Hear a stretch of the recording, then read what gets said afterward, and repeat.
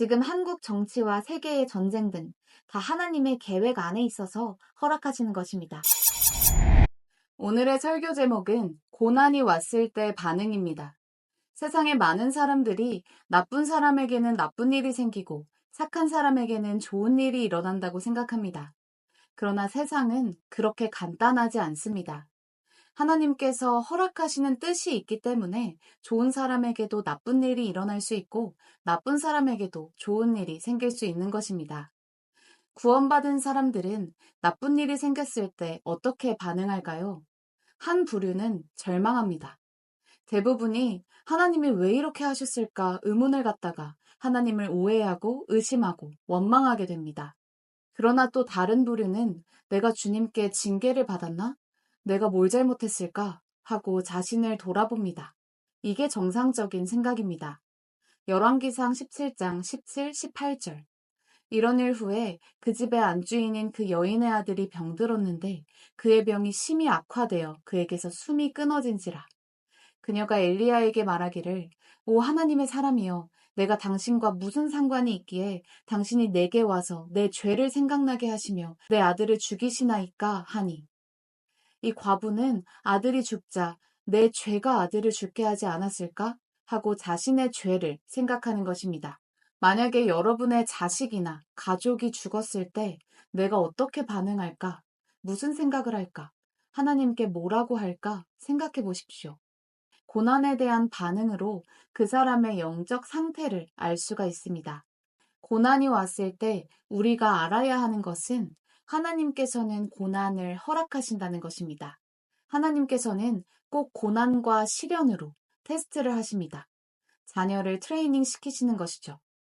왜냐하면 믿음이라는 것은 구원받자마자 큰 믿음이 생기는 것이 아니라 죽을 때까지 빌드업 시켜야 하는 것이기 때문입니다. 믿음의 여정은 죽을 때까지 가는 것이기에 한 번 테스트를 패스했다고 끝이 아니라 또 다음 테스트가 기다리고 있는 것입니다. 그래서 고난이 왔을 때 그냥 절망하고 앉아만 있을 수 없는 것입니다. 위대한 선지자 엘리야도 주님께서 트레이닝을 시키십니다. 열왕기상 17장 2에서 4절. 주의 말씀이 엘리야에게 임하여 말씀하시기를 너는 여기서 떠나 동쪽으로 향하여 요단 앞에 있는 크릿 시냇가에 숨고 그 시냇물을 마시라. 내가 까마귀들에게 거기서 너를 먹이도록 명하였느니라. 하늘에서 불을 내리게 하는 그 믿음이 그 자리에서 생긴 게 아니라 믿음은 누구나 이런 테스트를 통해 빌드업 되는 것입니다. 엘리야가 주님의 말씀에 순종하고 떠나서 시냇가에 있으니 까마귀들이 빵과 고기를 가져다 줍니다. 그 후에 주님은 또 엘리야를 다른 곳으로 보내십니다. 열왕기상 17장 8, 9절. 그때 주의 말씀이 그에게 임하여 말씀하시기를 너는 일어나 시돈에 속한 사르밧으로 가서 거기 거하라. 보라, 내가 그곳에 있는 한 과부 여인에게 명하여 너를 부양하게 하였느니라. 기근이 오고 시냇물이 마르자 하나님은 엘리야를 가난한 과부 집으로 보내십니다. 인간적으로는 아니 왜 돈 많은 부잣집에 안 보내고 가난하고 불쌍한 과부집으로 보내? 하며 이해하기 어렵겠지만 여기서 알 수 있는 것은 하나님은 똑똑하고 부자고 엄청난 사람만 사용하는 것이 아니라 아무것도 없는 사람도 사용하실 수 있고 주님께는 누구나 다 차별 없이 귀중하다는 것입니다. 엘리야는 이 말씀에 순종하여 사르밧으로 가게 됩니다. 열왕기상 17장 10에서 12절. 그가 일어나 사르밧으로 가니라. 그가 성문에 이르니 보라 그 과부 여인이 거기서 나뭇가지를 모으고 있는지라. 그가 그녀를 불러 말하기를 내가 청하노니 그릇에 물을 조금 가져와 나로 마시게 하라 하더라. 또 그녀가 물을 가지러 갈 때 그가 그녀를 불러 말하기를 내가 청하노니 내 손에 빵 한 조각을 내게 가져오라 하니라. 그러나 그녀가 말하기를 주 당신의 하나님께서 살아계시거니와 내게는 과자가 없고 통에 한 줌 가루와 병에 기름이 조금 있을 뿐이니이다. 보소서 내가 나뭇가지 2어 개를 주워 가지고 가서 나와 내 아들을 위하여 음식을 만들어 먹고 우리가 죽으려 하나이다. 여기서 여인의 믿음을 테스트하십니다. 열왕기상 17장 13절. 엘리야가 그녀에게 말하기를 두려워 말고 가서 내가 말한 대로 행하라. 그러나 그것으로 나를 위하여 조그만 과자 하나를 먼저 만들어 내게 가져오고 그 후에 너와 내 아들을 위하여 만들라. 이 상황을 한번 상상해 보십시오. 돈도 한 푼 없고 아무것도 없는 상태에서 엘리야가 자기 빵을 먼저 가져오라는 것입니다. 이 여인은 엘리야에게 과자를 먼저 갖다 줄지 거절할지 결정해야 했습니다. 우리에게도 이런 상황이 생길 수가 있습니다. 여러분에게 조금 남아있는 귀중한 것이 있는데 이걸 다른 사람을 위해 내어줄 수 있는가? 내가 먹을 것밖에 없는데 이걸 먼저 줄 수 있는가? 여기서 엘리야는 말도 안 되는 말을 합니다. 이스라엘의 주 하나님께서 이같이 말씀하시기를 주가 땅에 비를 보내는 날까지 가루통도 고갈되지 아니하고 기름병도 비지 아니하리라. 그러나 이 여인은 엘리야의 말을 100% 믿고 엘리야가 하라는 대로 합니다. 이 여인은 테스트를 통과한 것입니다. 우리도 이 과부처럼 힘들고 부족하더라도 의심 없이 하나님 말씀을 100% 믿는 것을 배워야 하는 것입니다. 다른 사람 같으면 에이 설마 하나님이 그렇게 해주실 수 있을까? 정말 그럴까? 할 것입니다. 여러분도 구원받은 뒤 이 세상을 살면서 하나님의 약속을 100% 믿고 기도하십니까? 경제적으로 어려울 때 빌립보서 4장 19절을 100% 믿으십니까? 그러나 나의 하나님께서 그리스도 예수를 통하여 영광 가운데서 그의 풍요함을 따라 너희의 모든 필요를 채워주실 것이라. 이 말씀은 사도 바울이 빌립보 교회 성도들에게 너희가 사역에 도움을 주었기 때문에 하나님께서 책임져 주신다고 하는 것입니다. 하나님의 경제 법칙은 바로 이것입니다. 고린도후서 9장 6절. 그러나 내가 이것을 말하노니 적게 심는 자는 적게 거두고 넉넉하게 심는 자는 넉넉하게 거둔다는 것이라. 이 말씀을 믿는다면서 내가 주님께 드렸는데 혹시 주님이 내 필요를 안 채워주면 어떡하지? 하고 걱정하겠습니까? 이건 성경적인 주님의 법칙입니다. 기쁨으로 드린 자에게 하나님께서 필요를 채워주십니다. 경제적 어려움 외의 고난에 대해서는 로마서 8장 28절 말씀을 믿고 이겨나갈 수 있습니다. 우리가 알거니와 하나님을 사랑하는 자들, 곧 그분의 목적에 따라 부르심을 받은 자들에게는 모든 일이 합력하여 선을 이루느니라.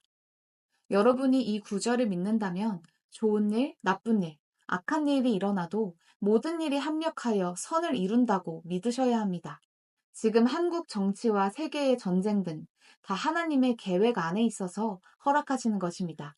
하나님이 왜 이렇게 하시는지 이유는 모르지만 주님께서 합력해서 선을 이루시려고 이 일들을 허락하셨다 하고 믿음으로 모든 힘든 상황을 이겨나갈 수 있는 것입니다. 그리고 힘든 상황에서 우리는 고린도전서 10장 13절 말씀을 붙잡아야 합니다.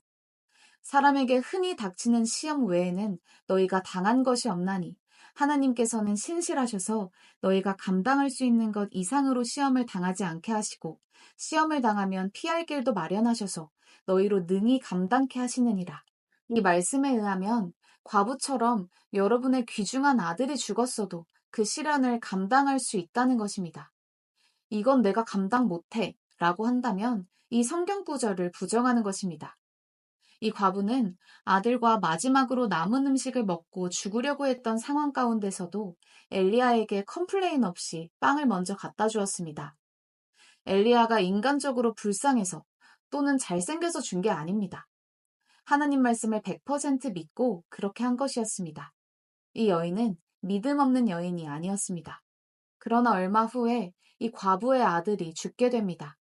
그 여인의 믿음을 진전시키기 위해 하나님께서 허락하신 것입니다. 물론 나쁜 일이 생기면 자신을 돌아보고 자백하는 건 합당한 일이지만 주님께서는 징계가 아닌 다른 이유로 고난을 주실 수 있음도 알아야 합니다. 요한복음 9장 1에서 3절. 예수께서 지나가시다가 날 때부터 소경된 사람을 보신지라. 주의 제자들이 주께 물어 말씀드리기를 선생님, 이 사람이 소경으로 태어난 것은 누가 죄를 지은 것이니까? 이 사람이니까 아니면 그의 부모니까? 라고 하니 예수께서 대답하시기를 이 사람이나 그의 부모가 죄를 지은 것이 아니요 오직 그 사람 안에서 하나님의 일들을 나타내고자 함이라. 이 소경은 하나님의 영광을 드러내기 위해 몇십 년을 장님으로 산 것입니다. 우리가 단정적으로 아니 주님 영광 때문에 한 인생을 소경으로 살게 해? 아니 왜 나한테 이런 일을 일어나게 해? 할 수 없는 것은 우리가 나중에 올라가 봐야 주님의 모든 뜻을 알게 되기 때문입니다. 하나님께서 소경을 기적적으로 고쳐주신 이 사건은 2000년간 성경을 통해 수많은 사람들에게 전달되었고, 관련된 설교가 어마어마하게 많이 나왔을 것이고, 많은 성도들이 그 설교로 도전받고 믿음으로 돌아왔을 것입니다. 우리는 그래서 주님께 따질 필요가 없습니다. 모든 일을 합력해서 선을 이루시려고 주님께서 허락하신 일이기에 일어난 것입니다. 현재 좌파들이 설치고 나라가 아슬아슬한 상황에서 주님이 앞으로 어떤 식으로 전개시킬지는 모릅니다. 그렇지만, 그래, 하나님이 허락하셨어. 모든 일이 합력해서 선을 이룬다고 하셨어. 하고 100% 믿으면 이겨나갈 수 있습니다. 그러나 믿지 않는 사람은 왜 하며 평생 우울하게 살다 죽는 것입니다. 이게 믿는 자와 믿지 않는 자의 차이이자 강한 믿음을 가진 자와 약한 믿음을 가진 자의 차이입니다. 욥은 당시 가장 의로운 사람이었으나 가장 큰 고통을 받은 사람이기도 합니다. 자식 10명이 한 번에 죽었고 재벌이었는데 바닥났고 온몸에 종기가 나서 질그릇으로 긁으며 비참한 시간들을 보냈습니다. 여러분이 아무리 세상을 잘 살아왔을지라도 고난이 안 올 수가 없습니다. 세상이 악해지고 사람들이 약해지고 경제가 악해지고 모든 게 나빠지면 고난이 안 올 수가 없는 것입니다. 그럴 때 붙잡을 것은 하나님의 말씀밖에 없습니다. 여러분의 문제를 해결해 주실 수 있는 분은 주님 한 분뿐입니다.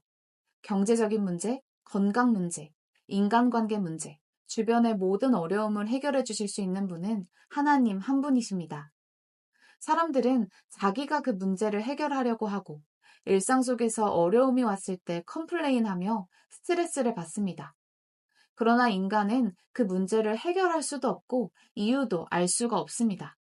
엘리야도 과부의 아들이 왜 죽었는지 대답할 수가 없었습니다. 그래서 주님께 기도했고 주님이 살려주신 것입니다.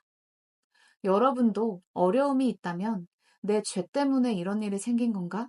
하고 자신을 돌아보고 자백한 뒤에는 그래, 하나님께서 허락하셨으니 하나님께 맡긴다 하시면 됩니다.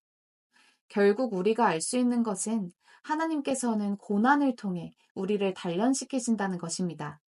하나님께서는 여러분의 믿음이 그냥 그 수준에 멈춰 있는 걸 원하지 않으십니다.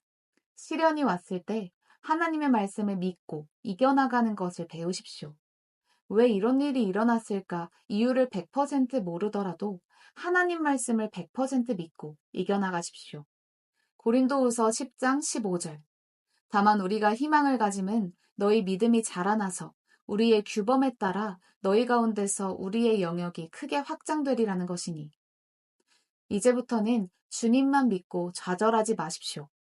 주님은 주님의 뜻에 합당하면 어떤 방법으로든 해결해 주십니다.